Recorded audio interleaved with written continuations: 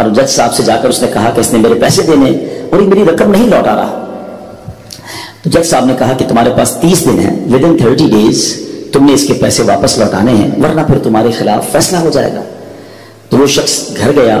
اب اس نے کیا کیا, اس نے صبح سے لے کر شام تک درود پاک پڑھنا شروع کر دیا. 1 دن 2 دن 3 دن 27 دن ہو گئے. وہ درود پڑھتا رہا اور انتظار کرتا رہا.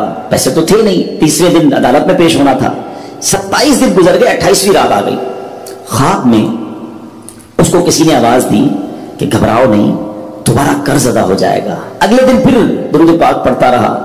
اب نبی پاک کی خواب میں زیارت ہوئی. آقا علیہ الصلوۃ والسلام تشریف لائے, فرمایا گھبراؤ نہیں, تمہارا قرض ادا ہو جائے گا. تم علی بن عیسیٰ وزیر کے پاس جاؤ اور اس سے کہو وہ تمہارا قرض ادا کر دے گا. اب جب صبح اٹھا تو بہت خوش کہ نبی پاک کی زیارت مجھے ہو گئی. لیکن پھر خیال آیا کہ میں اگر وزیر صاحب کے پاس گیا اور انہوں نے مجھ سے کوئی ایویڈنس مانگ لیا, کوئی پروف مانگا, کہ میں کیسے مان لوں تمہیں نبی پاک نے بھیجا ہے, تو اس بات پر تو میرے پاس کوئی دلیل نہیں ہے. اب تیسری رات آ گئی, آخری رات ہے, صبح عدالت میں جانا ہے. درود پاک پڑھتے پڑھتے سو گیا. سرور کائنات علیہ الصلوۃ والسلام نے خواب میں پھر کرم فرمایا. فرمایا علی بن عیسیٰ وزیر کے پاس جاؤ, وہ تمہارا قرض ادا کر دے گا. کہ حضور میں چلا تو جاتا, مگر اگر وہ مجھ سے کوئی پروف مانگتا, کوئی ایویڈنس مانگتا, تو میں کیا جواب دیتا. پیارے آقا علیہ الصلوۃ والسلام نے فرمایا کہ ایسا کرو, اسے یہ کہنا کہ آپ کا ایک راز ہے جو آپ جانتے ہیں اور رب جانتا ہے, اور وہ راز یہ ہے کہ آپ روزانہ فجر کے بعد 5000 بار درود پاک پڑھتے ہیں, اور جب تک درود پاک مکمل نہیں ہوتے آپ کسی سے بات نہیں کرتے. اب جب صبح اٹھا تو بہت مطمئن کہ اب تو دلیل بھی آ گئی ہے. پہنچ گیا صبح صبح علی بن عیسیٰ وزیر کے پاس. اس کا دربار لگا ہوا ہے. اس نے پیغام بھجوایا کہ میں علی بن عیسیٰ وزیر صاحب سے اکیلے میں ملنا چاہتا ہوں, پیغام لایا ہوں. درباری نے آ کر پوچھا, وزیر صاحب پوچھ رہے ہیں کس کا پیغام لایا ہو؟ کہ میں نبی پاک علیہ الصلوۃ والسلام کا پیغام لایا.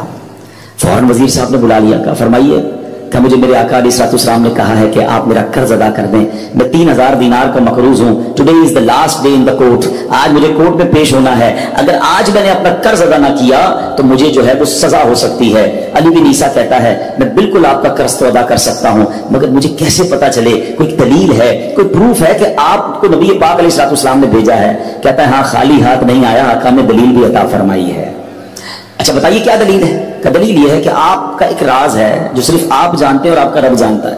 5000 ٹائمز ڈیلی آپ درود پاک پڑھتے ہیں فجر کے بعد, اور جب تک یہ درود پورے نہیں ہوتے آپ کسی سے بات نہیں کرتے. آپ ذرا پہلے تھوڑی دیر کے لیے امیجن کریں کہ جو وزیر 5000 بار روز درود پڑھتا ہوگا وہ عاشق رسول کیسا ہوگا. اس کی تو لاٹری نکل آئی نا, وہ تو خوشی سے جھوم اٹھا, کہتا مرحبا یا رسول اللہ, میرے درود پاک قبول ہو گئے, بہت خوش. اب ابھی بیٹھے آپ کمرے میں, گیا واپس آیا اور 3000 نہیں 9000 دینار لے کر آیا. کہتے 3000 تو نبی پاک کا حکم, مرحبا یا رسول اللہ, 3000 اور لیجیے, آپ نے اتنی اچھی خبر مجھے سنائی, اتنا پیارا خواب سنایا, آپ کے قدم میرے گھر تک آئے, اور 3000 مزید لے جائیے, اس سے اپنے بچوں کے لیے کوئی کاروبار شروع کیجیے, اور ایک وعدہ بھی کیجیے, زندگی میں آئندہ جب بھی آپ کو کوئی ضرورت پڑے گی نا, آپ میرے پاس آئیں گے, میں آپ کا بھائی ہوں. اب یہ دیوانہ بڑا خوش ہو کر عدالت پہنچا. اچھا everybody expecting over there, سب یہ سوچ رہے تھے کہ یہ اس نے آج گرفتار ہی ہونا ہے, کیونکہ تھا ہی کچھ نہیں اس کے پاس, پہلے ہی کہہ دیا تھا کہ میں کولیپس ہو گیا ہوں. اب عدالت میں جاتے ہی اس نے 3000 دینار جج صاحب کو دے دی کہ صاحب اس میرا قرضہ ادا کر دیں, میں جو ہے وہ اپنے قرضے سے بری ہونا چاہتا ہوں. جج صاحب ہوتے ہیں, انہوں نے کہا قرضہ تو ادا کر دیں گے, پہلے بتاؤ پیسے لائے کدھر سے ہو؟ تم تو کہتے تھے پیسے نہیں تھے تمہارے پاس, اتنی بڑی رقم کیسے انتظام کی؟ اب بھری عدالت میں گویا اس نے زبان حال سے یہ کہا کہ اتنا دیا سرکار نے مجھ کو, اتنی میری اوقات نہیں, یہ تو کرم ہے ان کا, ورنہ مجھ میں تو ایسی بات نہیں. اب اس نے بھری عدالت میں پورا واقعہ سنایا کہ میں نے تو کچھ نہیں کیا, آقا خواب میں تشریف لائے, میں وزیر صاحب کے پاس گیا, انہوں نے یہ پیسے دیے. سنو اس زمانے کے جج بھی کیسے ہوتے تھے. وہ جج دوران عدالت اپنے کرسی سے اٹھ کر کمرے میں چلا گیا. تھوڑی دیر بعد جج صاحب واپس آئے اور 3000 دینار اس کے ہاتھ میں دیتے ہیں. کیا سارا ثواب علی بن عیسیٰ لے جائے گا؟ میں بھی تو آقا کا امتی ہوں, تمہارا قرضہ میں ادا کرتا ہوں. اچھا اب جس نے کیس کیا تھا, سبحان اللہ, کیا ماحول تھا, کیا انداز تھا, کیا دل تھے, وہ بھی تو دیکھ رہا ہے, کہتا ہے میں بھی تو آقا کا امتی ہوں, رکے ذرا, کاغذ قلم دیجئے, بندے کو میں قرضہ ہی معاف کر دیتا ہوں. اچھا قرضہ ہو گیا معاف. اب جو 3000 جج صاحب نے دیے تھے, تو بندہ کہتا ہے جج صاحب وہ واپس لے لو, میرا تو قرضہ ہی ادا ہو گیا. تو جج صاحب کہتے ہیں جو پیسے آقا کے نام پر نکال دیے میں نے واپس نہیں لینے, یہ سارے تم ہی لے جاؤ. اب یہ 12000 دینار لے کر ये आशिक रसूल झूमता हुआ अपने घर पर जा रहा है।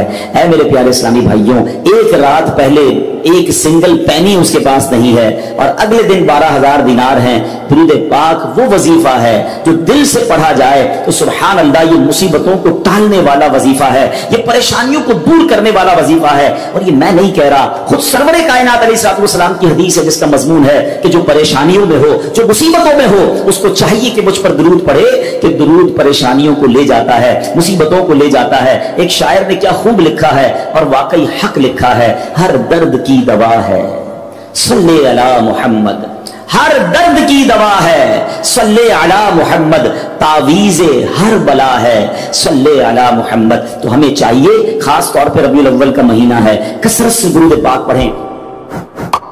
इस्लाम की तालीम और इशाअत का सिलसिला शुरू किया तो मक्का मुबारक में जितना अरसा रहे उस वक्त तक भी मुसलमान बैतुल मुकद्दस की तरफ रुक करके इबादत करते थे।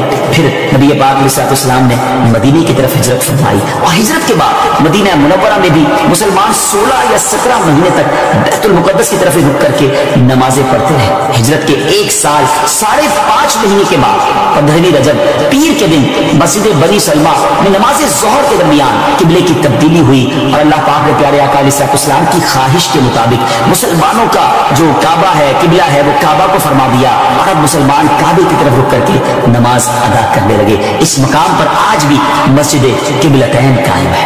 हजरत सुलेमान अलैहिस्सलाम के बाद बनी इसराइल के ज़वाल के साथ ही बनी इसराइल 2 हिस्सों में मुनक़सिम हो गए, तकसीम हुई। हैकल सुलेमानी की इज्जत में भी कमी आ गई। वैसे तो हैकल सुलेमानी पर कई हमले हुए, मगर ईरान के बादशाह बख्त नसर ने जो फलस्तीन पर हमला किया था उसने हैकल सुलेमानी को मुकम्मल तौर पर मिस्मार कर दिया और बड़े पैमाने पर यहूदियों का कत्लेआम किया। तौरात जला दी गई और उस वक्त यहूदी गुलामों को दरियाए फुरात के किनारे आबाद किया गया और उन्होंने इस बस्ती का नाम तलबीब रखा। इसके बाद ईरान के पहले कसरा खुसरो ने यहूदियों को वापस फलस्तीन जाने की इजाजत दे दी। तब वो जुनूबी फलस्तीन में आकर आबाद हुए और हैकल सुलेमानी की असर नौ तामीर की, मगर ये तामीर भी ज्यादा अरसे कायम न रह सकी और 70 ईस्वी में रोम के बादशाह तूतिस ने एक मरतबा फिर हैकल सुलेमानी पर हमला किया, उसे मिस्मार कर दिया और यहूदियों को फलस्तीन के जुनूबी हिस्से से निकाल दिया। ये फलस्तीन मुकम्मल तौर पर यहूद से खाली हो गया था। हजरत उमर फारूक रज़ियल्लाहु तआला अन्हु के अहद खिलाफत में जब फलस्तीन फतह किया गया उस वक्त वहां अरबी नस्ल कबाइल आबाद थे। इस्लामी लश्कर के सिपह सालार सैयदना अबू उबैदा बिन जर्राह रज़ियल्लाहु तआला अन्हु ने फतेह यरमूक के बाद इस्लामी लश्कर के साथ आप दमिश्क आ चुके थे। आपने अपने असहाब से मशवरा किया कि कैसारिया रवाना हो या बैतुल मुक़द्दस। हजरत सैयदना मुआज़ बिन जबल रज़ियल्लाहु तआला अन्हु के मशवरे पर अमल करते हुए सैयदना फारूक आज़म रज़ियल्लाहु तआला अन्हु की बारगाह में एक मकतूब रवाना किया गया। दोनों शहरों में से किस शहर का इंतखाब किया जाए? सैयदना फारूक आज़म रज़ियल्लाहु तआला अन्हु ने जलीलुल कदर सहाबा इकराम अलैहिम रिज़वान से जब मशवरा किया तो मौला अली शेर खुदा करमल्लाहु तआला वजहु करीम ने फरमाया कि ऐ अमीरुल मोमिनीन, आप इस्लामी लश्कर को बैतुल मुक़द्दस की तरफ रवानगी का हुक्म दें। वो पहले बैतुल मुक़द्दस को फतह करे फिर कैसारिया की तरफ जाए, क्योंकि रसूल पाक अलैहिस्सलाम ने पहले मुझे बैतुल मुक़द्दस की फतह और बाद में कैसारिया की फतह की खुशखबरी दी थी। ये सुनकर सैयदना फारूक आज़म रज़ियल्लाहु तआला ने फरमाया, ऐ अबुल हसन, आपने सच कहा। फिर सैयदना अबू उबैदा बिन जर्राह रज़ियल्लाहु तआला की तरफ पहले बैतुल मुक़द्दस और फिर कैसारिया रवानगी का हुक्म लिखकर रवाना कर दिया।